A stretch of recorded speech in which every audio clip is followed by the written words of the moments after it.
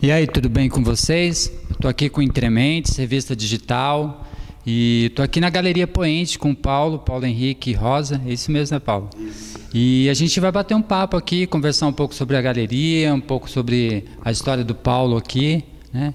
E a primeira pergunta que eu vou fazer para o Paulo aqui é... Paulo, você trabalhou bastante tempo numa empresa privada, né? E você falou que o grande sonho seu era abrir uma galeria, né? O que eu queria saber de você, para a gente começar o nosso bate-papo aqui, da onde surgiu esse sonho seu? Você já, nesse período que você trabalhava, você visitava galerias em São Paulo? Você já tinha uma relação com a arte? Da onde veio essa ideia de ter uma galeria? Bom, eu trabalhei 35 anos na Johnson, sou engenheiro químico formado e, em paralelo, eu sempre toquei a fotografia. Então, eu cheguei a ter estúdio de fotografia, eu participava de salões, de editais, de exposições. Então, eu penso que a galeria é um processo a partir disso, desse desejo de ser artista, de ser fotógrafo, de querer expor. E são poucos espaços existentes, né? E muito artista, tem muito artista. Então a concorrência é bem desleal. E há muito tempo eu frequentava galerias, museus, espaços culturais. Então acho que já fazia parte, desde a minha adolescência eu fazia esse tipo de programa. Então eu penso que a galeria é um processo, pensando psicanaliticamente, talvez uma forma de transformar esse desejo de ser artista, de ser fotógrafo, e trazer outras pessoas para esse meio. Eu acho que pode ser um pouco nesse sentido, né? Em 2004, eu visitei um amigo que morava em Miami e, andando lá pelos becos, pelas ruas, entrei num galpão, era muito legal, um galpão gigante, e tinha os ateliês dos artistas. Então, cada artista trabalhando, e na frente tinha uma galeria. E aí, sabe, deu um estalo, mas que legal fazer alguma coisa parecida com isso. Então, foi a partir daí, foi a partir desse estalo. É lógico que não foi exatamente como era lá, mas foi processando, foi se transformando. Aí tudo vai depender de grana, de tempo, né? Então é lógico que o espaço lá era 10 vezes essa galeria. Então não teria condições de algo assim. E na época eu fui atrás dos meus amigos artistas, ver se eles topavam, se a gente poderia fazer alguma coisa no formato de cooperativa, mas não rolou, porque cada um tem o seu desejo, o seu sonho, e é diferente, né? Então eu tive que tomar uma empreitada assim meio sozinho mesmo, né? Foi assim, aos poucos, né? Então é um projeto de pelo menos, eu acho que talvez uns 15 anos, foi 2004. Eu comprei aqui, era uma casinha velha, caindo aos pedaços em 2010. Foi um preço super em conta, na época ainda era barato imóvel, né? Aí ela ficou parada até 2016. 2016 eu demoli a casa e comecei a construir. Então a gente começou a construir no final de 2016, sem dinheiro nenhum, sabe assim, levanta a parede e corre atrás para ver o que faz. E aí em 2019, no começo de 2019 ficou pronto. E a gente abriu a galeria no final de 2019, e aí 2020 veio a pandemia, né? Então agora o ano passado até que a gente teve bastante atividade, mas esse ano tá bem legal, tô indo para a 7ª exposição já, então tá bem. Eu queria seguir um pouco nessa linha, Paulo, que a galeria, se eu não me engano, se eu não estou equivocado, vai completar 3 anos, é isso? Já completou? Dia 27 isso, agora, né? em setembro. Agora já vai completar 3 anos, né? E tem um estudo que fala sobre empresa, vou colocar assim, que geralmente os 3 primeiros anos são os mais difíceis, assim, para você manter e realmente chegar naquele equilíbrio e conseguir ir adiante, né? Eu queria que você falasse um pouquinho, assim, das dificuldades, né, que você está tendo até aqui, né? E fizesse um paralelo também, assim, até onde você avançou com a galeria, o que mudou, né? Como que está esse processo hoje? Como que você vê isso? Bom, quando eu abri a galeria, eu trabalhava ainda, então eu era funcionário da Johnson. Então, uma boa parte do meu salário vinha para cá. Então, no primeiro ano de galeria, realmente, eu punha bastante dinheiro. E aí eu me aposentei. Então, quando eu aposentei, aí secou a fonte, né? Então eu comecei a buscar os mecanismos, como é que eu faço para sustentar uma exposição, porque as pessoas não veem, né? Quando você chega na galeria está tudo na parede, mas a pessoa não tem ideia do que está por trás da produção, né? Toda a despesa que tem com isso. E São José, como é a única galeria, isso mostra que nós não temos mercado em São José, então a gente talvez esteja começando a desenvolver, a criar esse mercado, então é um processo para bem longo tempo, né? Então eu estou pensando nos editais. Então o ano passado a gente teve um edital do Fundo Municipal, a gente fez uma exposição no início desse ano pelo Fundo Municipal da Cultura. Depois, esse ano, a gente teve uma do PROAC, que foi a da Célia Barros, aí ela foi aprovada no PROAC, e a gente fez a exposição. Essa atual, que é a Cristina Suzuki, fez a mentoria e a curadoria desses jovens artistas, também é um projeto do PROAC que ela teve aprovado. Então, são os mecanismos que a gente vai descobrindo. Então, para eu entrar num projeto como galeria, realmente eu tenho que ter 2 anos de existência, 2 anos de CNPJ e 2 anos de endereço. Os projetos, seja do PROAC ou do Fundo Municipal, têm alguns editais para espaços independentes. Então, a galeria se caracteriza como um espaço independente. Mas, para isso, tem que ter um portfólio, um currículo, endereço, CNPJ, tudo isso. Eu lembrei também de um artista, ele falava assim, quando eu penso em arte, na época ele falava, eu tiro o talão de cheque do bolso, né? E hoje a gente vai pensar em arte, a gente tira o cartão de crédito do bolso, né? Porque realmente é assim, né? Então, essa pergunta que eu fiz é exatamente por isso, porque... em todos os campos que a gente vai atuar, tem uma certa dificuldade para a gente começar, e arte, então, nem se fale, né? E, pelo menos, a meu ver, você está indo muito bem, assim, né? Acho que está encontrando os caminhos, né? Para seguir com a galeria, né? E acho que hoje a galeria, ela tem um papel fundamental na arte e na cultura de São José dos Campos, e isso é inegável, o trabalho que você vem fazendo, né? Trazendo artistas, fomentando a arte e a cultura da nossa cidade, sobretudo nessa área das artes plásticas, artes visuais, né? Que é uma arte até um tanto escassa ainda na cidade, né? Entendeu? Então, acho que a galeria ela vem cumprindo essa função muito bem, né? E uma outra coisa que eu queria te perguntar, Paulo, eu fiz não é bem uma pesquisa, né? Mas eu estava vendo as galerias de São Paulo, né? Essa coisa... Cada galeria ela tem uma particularidade muito específica, né?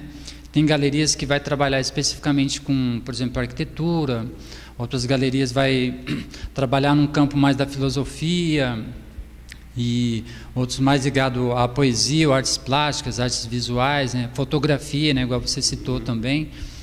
Quando você pensou em fazer a sua galeria, você pensou um nicho especificamente? Eu quero trabalhar só com artes plásticas, ou quero trabalhar mais com coletivos, ou quero trabalhar com uma ideia de uma galeria que ela siga um fluxo, que a pessoa venha e prestigie, que tenha público, e não pensando muito na venda, ou pensando também em venda, que também é importante ter a parte da venda na galeria, né? Como que você determinou isso? Então, na verdade, eu não pensei nada disso. Eu acho que se tivesse pensado, não teria aberto, né? Porque para você abrir uma empresa, você tem que fazer pesquisa de mercado, você tem que fazer toda uma avaliação, né? Então, você vê que não é sustentável isso. Então, não pensei. Talvez, ainda bem que eu não pensei. Teve um galerista de São Paulo que foi um consultor por um período, então ele me deu um monte de dicas, me ensinou bastante coisa, mas essa parte financeira ele não falou também. E aí eu comentando com uma amiga artista, ela falou assim, olha, ele não falou porque se ele falasse você ia desistir. Porque ele chegou a ter galeria, ele fechou, ele ficou alguns anos com a galeria, fechou. Aí ele mudou o projeto para uma galeria itinerante, enfim. Você vai buscando os caminhos, né? Então você vai descobrindo. Não tem um livro ou alguma coisa que diga, ou mesmo que tenha. Eu achei algumas bibliografias, mas cada caso é um caso, né? Você vem em São Paulo, acho que deve ter perto de 100 galerias em São Paulo. Então, é outro mundo, é outro universo, né? Você tem colecionadores. E não é questão de dinheiro, né? Porque em São José tem gente que tem dinheiro. Você vê Porsche passando na rua, você vê BMW, você vê Mercedes. Então, a questão não é dinheiro. É outra coisa que eu não sei onde que está. Mas, enfim, então eu estou meio que descobrindo isso, sabe? A ideia era ser uma galeria de arte contemporânea, isso é fato. Eu queria trabalhar com artes. Fotografia eu trabalhei muito pouco. Mesmo eu sendo fotógrafo, o fotógrafo ele tem muito lado comercial. Quando eu falo comercial, não é de vender fotografia, mas sim fotografar. É um fotógrafo de eventos, de festa, de estúdio. Então, o fotógrafo que trabalha como a fotografia arte já é um nicho muito restrito, né? E a fotografia nos últimos anos tomou um caminho bem diferente também. Então, uma fotografia para uma exposição não é uma bela fotografia, uma paisagem, um pôr do sol. Isso não é uma fotografia que entra numa exposição, é outra pegada, é outro tipo de preocupação. Então, esse tipo de pesquisa, aqui em São José, poucas pessoas fazem, tem algumas começando a fazer. Então, enfim, eu estou meio que descobrindo, meio desvendando, vendo, olha, o que eu posso expor jovens artistas. É legal, porque você dá oportunidade para eles, mas pensando agora comercialmente, porque a galeria tem que vender. A galeria... aspas, é uma loja, é o espaço, tem cultura, tem sim, mas tem que vender porque é o que paga as contas. Então o jovem, o preço é mais baixo e vende-se menos. Eu até brinco, olha, quem compra é seu pai, seu irmão, seu tio, seu amigo. Já um artista mais consagrado, ele já tem algumas pessoas que, enfim, que conhecem o trabalho, que já compraram, tem colecionadores. Então eu tenho que intercalar isso, olha, vou expor um jovem, mas eu tenho que expor uma pessoa já mais consagrada. Então, isso eu descobri também, eu não sabia disso, né? Por exemplo, se eu trago um artista de São Paulo, já trouxe artista de São Paulo que não veio ninguém na exposição. Por quê? A pessoa é bairrista? Não é que seja bairrista, as pessoas vão na exposição do artista que ela conhece. Então, se eu trago um artista, pode até ser um artista conhecido em São Paulo, conhecido no meio das artes visuais, que já é um nicho, né? É um mundo muito restrito. Ele não vai ser conhecido do grande público, né? O grande público conhece Tarsila do Amaral, que está no máximo, conhece Adriana Varejão, que está na Pinacoteca. Mas outros centenas de artistas, talvez tão bons quantos, as pessoas não conhecem, porque ele não está na mídia, né? Então tem isso. Então é tudo um caminho que tem que ir descobrindo e desvendando e tentar. Eu fiquei tentando criar fórmulas também, né? Para vender. O que vende? Numa exposição funcionava uma coisa, na próxima já não funcionava nada. Aí na próxima, então não consegui criar essa fórmula também. Mas o que eu percebi é isso, olha, eu não posso trabalhar só com jovem, mas eu não posso também só trabalhar com um cara consagrado, porque a gente nem tem tantos artistas assim que já tem essa trajetória na cidade, né? E um artista, ele não consegue fazer mais do que uma exposição por ano, ou a cada 2 anos, porque ele tem que estar produzindo, né? Então, enfim, tem que ir descobrindo e pesquisando. Mas eu comentei sobre isso, né, Paulo, uma ocasião com você, que eu falei que esse intercâmbio entre os artistas que estão começando e os artistas consagrados é muito legal, assim, né? E exatamente por essas questões que você trouxe, né? Agora tem uma questão muito legal da sua galeria, Paulo, que pós-pandemia, né, vamos colocar assim, o Paulo, ele vem, eu até faço um convite, né, pessoal que vai assistir depois o Entrementes aí, visitar a galeria, até para a gente desmistificar aquela questão que eu vou entrar na galeria, eu tenho que comprar uma arte, né? Tem muito isso, né, Paulo? É tudo caríssimo, né? Que a ideia que as pessoas têm, né? Existe, um preconceito realmente, né? De achar que não é para mim. O que eu vou fazer naquele espaço estranho com gente esquisita, né? Então, tem isso, as pessoas passam, eu vejo aqui na frente, a pessoa passa, olha, o pessoal até torce o pescoço, vai olhando, nossa, uma galeria, mas não entra, então, você quase tem que caçar a pessoa na rua, né? Então... E aí o lance legal, né, Paulo, é que você vem promovendo aqui na galeria, né, workshops, né, palestras, né, vernissagens, aí tem as exposições, aberturas de exposições, né? Tudo isso é muito interessante porque, de repente, aquela pessoa que tem, né, essa visão de que ela só vai entrar na galeria se ela tiver que comprar alguma coisa, de repente, quando ela vem no workshop, vem numa vernissagem, e aí tem um encontro com os artistas aqui, ela começa a perceber que ela pode também ser uma apreciadora da arte, não necessariamente, né, vir aqui comprar uma arte também. Isso é importante porque o público também dentro de uma galeria, né, ele tem uma importância fundamental também, né, dentro desse processo todo que você está comentando, né? É engraçado, ontem eu estava fazendo um curso em São Paulo na Funarte e foi falado exatamente isso, sobre o público, né? Porque a arte sem o público, ela não existe. O artista, ele faz a obra dele, fica na casa dele, ok, ele até pode fazer isso.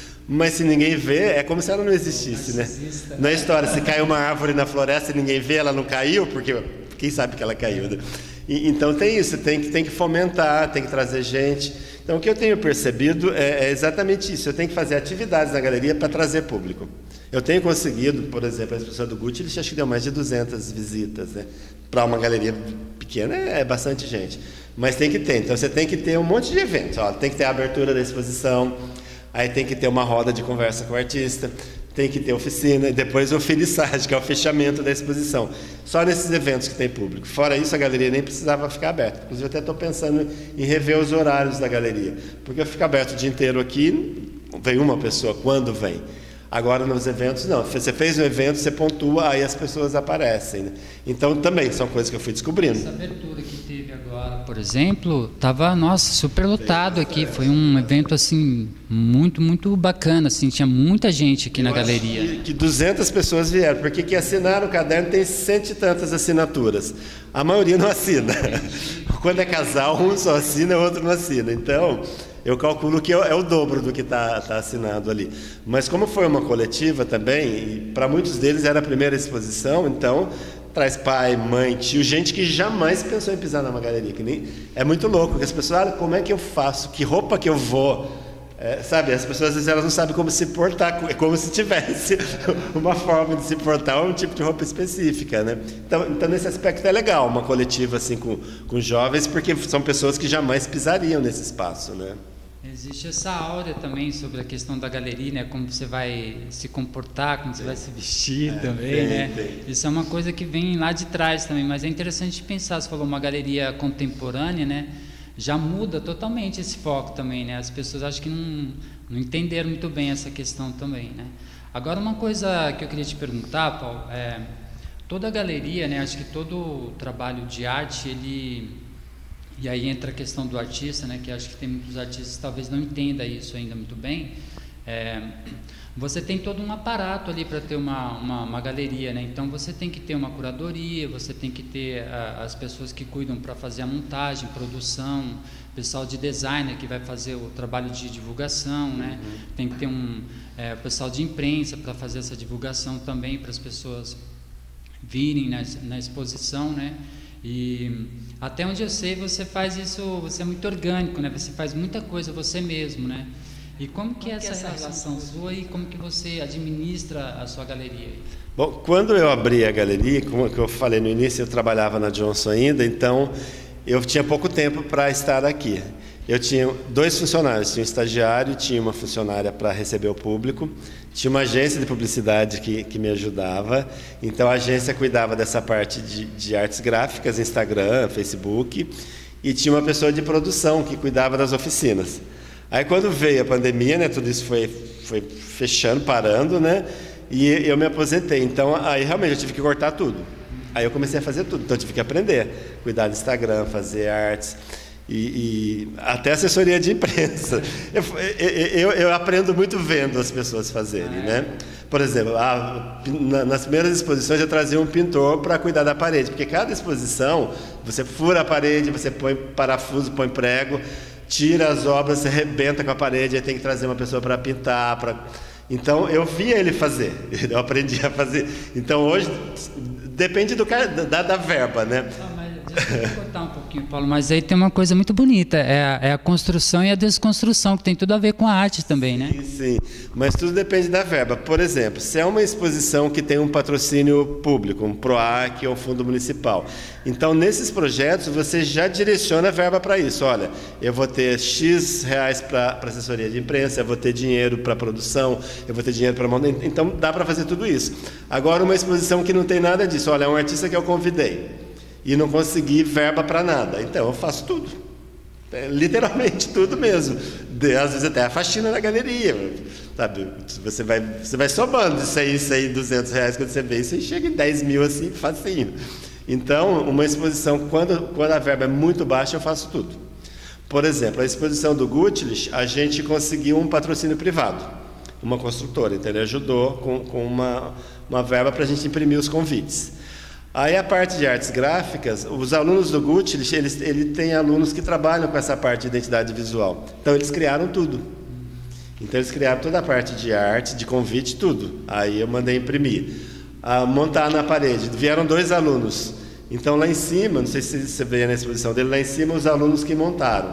Aqui embaixo eu comecei, aí eu precisei sair para fazer algumas coisas, eu estava com a estagiária e tinha um aluno dele que já tinha participado de montagem, eles que montaram. Então, assim, cada caso é um caso. Essa da Suzuki, essa atual, já teve verba do PROAC, então deu para a gente já ter um profissionalismo maior, vamos dizer assim, porque acaba sendo um certo amadorismo, né? O ideal seria você ter um curador, você ter um montador, aí inviabiliza o negócio, aí esquece, fecha e vai fazer outra coisa. Você está falando que você tem alguns profissionais que involuntariamente, dentro das suas áreas, acabam contribuindo, né? Somando, né, com a galeria, né? E para a gente terminar aqui, Paulo, tá super legal, né? Mas para a gente terminar, eu queria que você falasse sobre a sua área técnica, que é no primeiro piso aqui em cima, que eu acho que é muito legal. Quando eu vi a primeira vez, achei super bacana. O Paulo, ele tem a parte de cima, ele tem uma área técnica, onde ficam as artes, os artistas que já exporam, alguns artistas doam as artes ou deixam para venda? Na verdade, eu chamo de reserva técnica. Porque o pessoal fala, é um acervo. Eu falei, não é acervo porque não é minha, não são meus. Nenhum trabalho ali é meu. Então, quando passa a exposição, e isso é coisa recente também, que eu fui descobrindo. Antes não existia. Lá era meu estúdio de fotografia, quando eu abri a galeria, e até o ano de 2020 inteiro. Era meu estúdio de fotografia. Mas como eu não estou fotografando, eu desativei o estúdio e eu comecei a conversar com os artistas. Cada exposição que passa, eles me deixam algumas, 2, 3, 4, depende do tamanho da obra, para ficar ali. É como se fosse um showroom. Tá, então veio uma pessoa querendo comprar de fato, aí pensando bem comercial mesmo, olha, você é arquiteto, você está querendo comprar uma obra, ou uma pessoa quer pôr uma obra na casa dela para decorar. Ali eu tenho pelo menos uns 20 artistas. Então, eu gostei desse artista, não dessa obra específica. Eu monto o portfólio desse artista e mando para a pessoa. E é então legal a ideia é essa, é um mostruário, vamos dizer assim. Não, mas é legal porque é bem variado, né? Sim, sim. Aí dá até uma possibilidade para quem quer comprar a obra. Tem uma variedade bem grande e ela vai se identificar com essa ou aquela obra, né? Um pouco diferente de uma exposição que de repente tem um assunto bem específico ali, né? Sim. E para a gente finalizar, Paulo, eu queria perguntar para você as suas expectativas, né? Daqui para frente a galeria vai completar 3 anos, né? Você tem alguns projetos em vista? Como você vê o Brasil, as suas expectativas do Brasil daqui para frente também, relacionado à questão da cultura, da arte, até na questão da sua própria galeria, da manutenção da galeria? O que você pensa sobre isso? Bom, eu não sou uma pessoa de criar muitas expectativas com nada, viu? O pessoal até brinca, eu sou muito frio, eu sou bem capricorniano mesmo nesse sentido. Bem, enfim, eu curto as coisas à medida que elas vão acontecendo, então eu curto todo o processo. Então, quando eu comecei a construir a galeria, desde o primeiro tijolo até ela pronta, eu fui curtindo. Então, independente do que aconteça, esse projeto deu certo. Então, eu penso muito assim, bem pé no chão. Com relação ao país, cara, tem que mudar, tem que melhorar, né? Porque a coisa está feia. Mas eu fico pensando realmente nos projetos. Olha, como é que eu vou sustentar esse espaço? Então, eu criei um plano assim, não um plano formal, mas a médio prazo, nos próximos 3 anos, o que eu preciso para que esse espaço consiga existir, consiga, enfim, tá produzindo, né? Então, eu sou bem pé no chão, tenho as planilhas ali, vendo quanto que entra, quanto que sai, porque não dá, é lógico, os sonhos são muito legais, mas você tem que conta para pagar, tem boleto, né? Então, tem que conseguir lidar com essas duas coisas, né? Mas acho que até agora tem funcionado, está indo bem. Então, e aí os próximos anos realmente é tentar consolidar isso, né? Tanto junto aos artistas quanto junto à população, assim, ao consumidor, ao colecionador. Porque, na verdade, é uma construção, né? Educar as pessoas a visitar, que dirá a comprar, né? Colecionar obra de arte. Então, é um processo aí para... Cara, eu chuto 10 anos. Então, se eu conseguir nos próximos 3 anos segurar isso, provavelmente a coisa se sustente. E torce para que dê tudo certo. Então, eu quero agradecer aqui o Paulo Henrique e pela gentileza, né, de receber aqui o Intermentes aqui, revista digital de cultura, e por esse bate-papo aqui, Paulo. Vida longa, a galeria, né? Vai completar 3 anos aí e a gente espera que tenha muitas exposições, muitas vernissagens, muitos workshops aqui, e a gente faz esse convite, né, para as pessoas virem conhecer a galeria, uma galeria muito bacana, muito aconchegante, né, Paulo? E vale muito a pena conhecer, e também para a gente continuar fomentando a nossa arte e a nossa cultura na cidade de São José dos Campos aí. É isso, Intermentes, revista digital de cultura. Valeu!